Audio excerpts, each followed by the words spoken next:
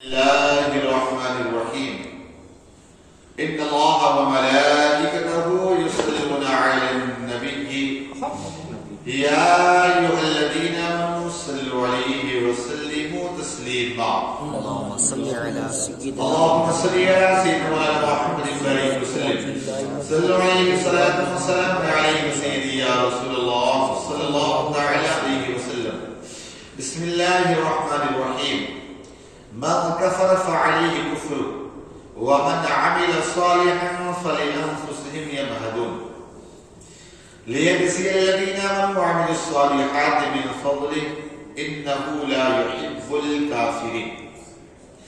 جو کفر کرے اس کا کفر کا وبال اسی پر، اور جو اچھا کام کرے اپنے ہی کے لیے تیاری کر رہے تاکہ سنا دن میں جو ایمان لائے اور اچھے کام کیے اپنے فضل سے بے شک وہ کافروں کو دوست نہیں رکھتا.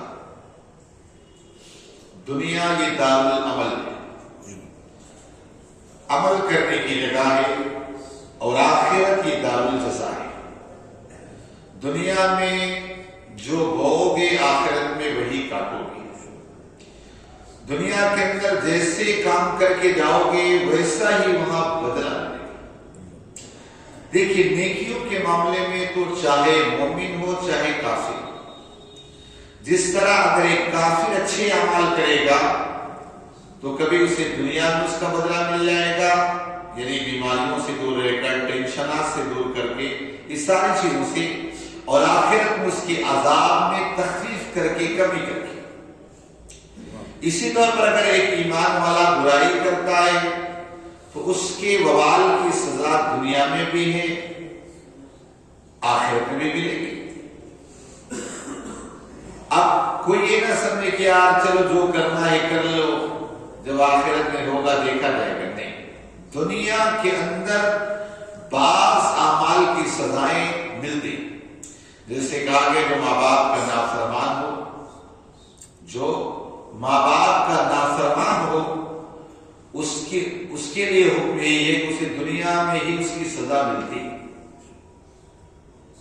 کل تو میں پڑھ رہا تھا کہ اگر ماں باپ کو جس نے قتل کر دیا اس آدمی کی نماز جنازہ بھی نہ پڑھی، حالانکہ شرابی کی، کبابی کی، سب کی نماز جنازہ پڑھنے کا حکم ہے، لیکن اس کی نماز جنازہ پڑھنے کا حکم نہیں جو ماں باپ کو قتل کرتے.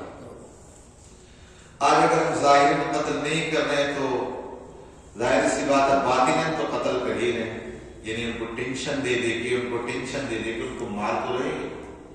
اگرچہ ظاہراً خنجر لے کر کے، تلوار لے کے نہیں مار رہے ہیں، لیکن انہیں ٹینشن دے دے کر کے مارنے کی کوشش تو کر ہی رہے ہیں. بہرحال تو جیسے آپ اعمال کرو گے ویسا ہی آپ کو بدلہ ملے گا. قرآن میں اللہ نے کہا کہ احسنتم، اگر تم نیکی کرو گے، احسنتم لانفسکم، تمہاری جان کے لیے، وہی نساتم فلحا، اور اگر برائی کی تو اس کا بدلہ اس کو ملے گا. تو نیکی اگر کرنے کا دنیا میں موقع ملے اسے ضائع نہ ہونے، چاہے چھوٹی نیکی چاہے بڑی نیکی. آپ بہت بڑے آدمی ہو کہ 10 کا سکہ زمین پہ گر جائے، اٹھاؤ گے کہ نہیں اٹھاؤ؟ چھوڑو یار 10 کا سکہ، کہ چھوڑتے نہیں اٹھاتے. اسی طور پر نیکی کا کوئی موقع مل جائے تو اسے چھوڑو نہیں. نیکیاں کرنا، درود شریف کا موقع، اس کا موقع، بس یاد رکھیں اللہ تعالیٰ کو راضی کرنے سے اچھا عمل کوئی ہے ہی نہیں. اور انسان اگر یاد رکھیں برائیاں کرتا ہے تو برائیوں کی دیکھیں، اگر انسان نیکی نہ کرے تو عذاب آنا کوئی ضروری نہیں، لیکن اگر بندہ برائی کرتا عذاب آنا فکس ہے. اور ان سارے عذابوں میں صرف سب سے بڑا عذاب جو ہے نا، یاد رکھیں وہ یہ کہ انسان کے نگاہوں کا بہک جانا. آپ کو بتاؤں، قوم بنی اسرائیل میں ایک شخص تھا جس کا نام بلعام بن باورہ تھا. بہت نیکوکار، بہت پرہیزگار تھا، بلعام بن باورہ. حال یہ تھا کہ اگر جس کے لیے جو دعا کر دے اس کے لیے دعا پوری کر دے. اب اس کے بعد اس قوم پر جب حضرت موسیٰ علیہ نبی علیہ السلام 70,000 کا لشکر لے کر آپ حملہ کرنے کے لیے آئے، اس قوم کو پتہ چل گیا وہ ساری قوم دوڑی دوڑی آئی کہنے لگے بلعام بن باورا کہا تو موسیٰ علیہ السلام اور اس کے قوم کی ہلاکت کی دعا کرتا. وہ کہنے لگا کہ ایسی بات کرے وہ اللہ کا نبی اللہ کا پیغمبر اس کے لیے میں خود تباہ ہو جاؤں گا. کہا نہیں تمہیں دعا تو کرنا ہی پڑے گا چاہے کچھ بھی ہو جائے. آخر کار بلعام بن باورا جو تھا اس نے کہا نہیں یہ نہیں ہو سکتا. انہوں نے لالچ دی پیسے دولت کی سی لالچ دی آخر اسے مجبور کر گیا پہاڑ کی چوٹی پر. کہنے لگا کہنا یہ تھا کہ اللہ موسیٰ علیہ السلام اسی قوم کو تباہ تھا اس کی بدلے کی زبان سے نکلا اے اللہ میری قوم کے لشکر کو تباہ کر. سارے یہ کیا کر رہا ہے کام اپنی زبان سے نکالنے کی کوشش کر رہا ہوں لیکن موسیٰ علیہ السلام کی جگہ تم ہی لوگ آئے میں کیا کروں. آخر کار اس کی زبان باہر نکل گئی. اب وہ بلعام بن باورا کہنے لگا جب بددعا موسیٰ علیہ السلام پر کیا نبی پر تو تباہ ہو گئے. کہا میں جو تباہی ہو گیا ہوں اور موسیٰ علیہ السلام تسلیم کو بھی نہیں چھوڑ. اپنی قوم کو کہنے لگا تھا کہ 70,000 کا لشکر ہے اگر 70,000 میں اگر تم نے ایک آدمی کو اگر کسی عورت کی فریب کاری میں اگر مبتلا کر دیا تو سمجھ لو ان کو ہرانا مشکل ہو جائے کہ ان کے اندر بزدلی آ گئی. ہوا ایسا کہ ایک خوبصورت عورت کو تلاش کر کے مجاہد کے سامنے لایا گیا. مجاہد پھسل گیا. اب اس کے بعد ان کی ہمت پست ہو گئی. آخر کار وہاں سے بغیر لڑے ہوئے سارا لشکر پیچھے آیا.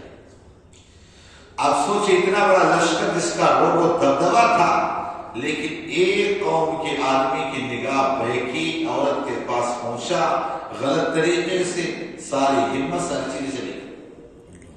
آج سوچے ہماری قوم کے اندر بزدلی آ گئی تو کیا یہ ہماری نگاہیں سلامت ہیں؟ ہماری قوم کے نوجوانوں کی نگاہیں سلامت ہیں؟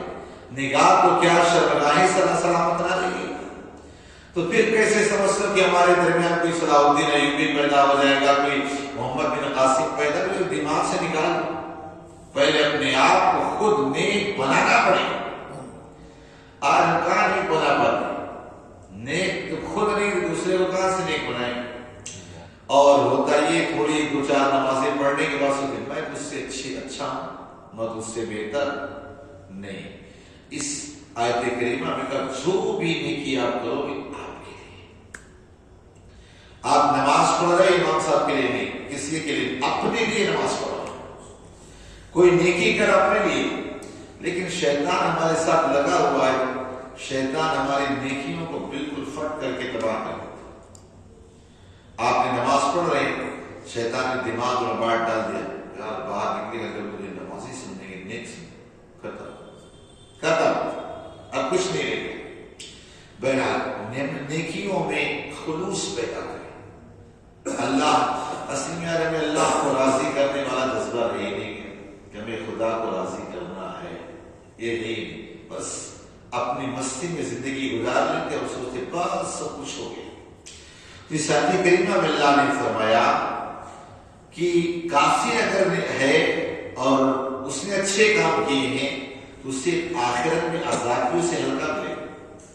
لیکن اگر اس کے بعد اس نے ظلم بھی کیا یہ ساری چیزیں کیا تو پھر اس کا سخت عذاب بھی ہوگا. لیکن آج کچھ کافر اللہ نے جو ڈھیل دے دیا ہے اس کی وجہ سے وہ اپنے آپ کو زیادہ کچھ بڑا سمجھنے لگے. یاد رکھیں اللہ رب العزت کے مقابلے میں آنے والا یا اللہ کی مخلوق کو برباد کرنے والا اللہ کی مخلوق کو پریشان کرنے والا انسان کبھی بھی خدا کے نزدیک مقرب نہیں ہو سکتا بھلے ایمان والا ہو. اور اس لیے بتا دیں کہ حکومتیں کفر سے باقی رہتی لیکن ظلم سے باقی نہیں رہتی.